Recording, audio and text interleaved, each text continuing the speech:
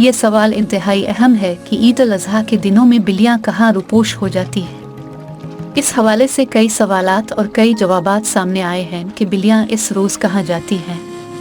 इस हवाले से जुड़े कई सारे अफसाने भी हैं। इस्लामी तालीमात में ईद अल अज़हा की सुबह बिल्लियों के गायब होने की वाज़ेह वजूहात बयान नहीं की गई।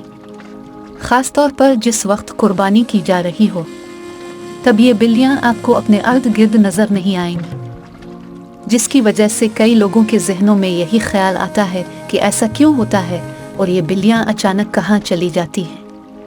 इसको कई किताबों में इस तरह बयान किया गया है कि बिल्लियाँ इस दिन उन जगहों पर जाती हैं जहाँ कुर्बानी के जानवरों का गोश्त, चर्बी और खाल को गिराया जाता है। इसकी एक और वजह भी बताई गई है और वो ये है कि बिल्लियाँ खून देखकर डर जाती हैं, क्योंकि ईद अल अज़हा के रोज़ हर जगह जानवरों का खून नज़र आता है, जो इन बिल्लियों को खौफज़दा कर देता है और बिल्लियों को वहाँ से जाने पर मजबूर कर देता है। जबकि एक हैरान कुन बात यह है कि जिसके बारे में हमने कभी तवज्जो नहीं दी, लेकिन इसके बारे में एक वजाहत ऐसी भी है कि ईद उल अज़हा के रोज़ फरिश्ते हाज़री देते हैं और उन फरिश्तों को देखकर बिल्लियाँ डर कर वहाँ से गायब हो जाती हैं।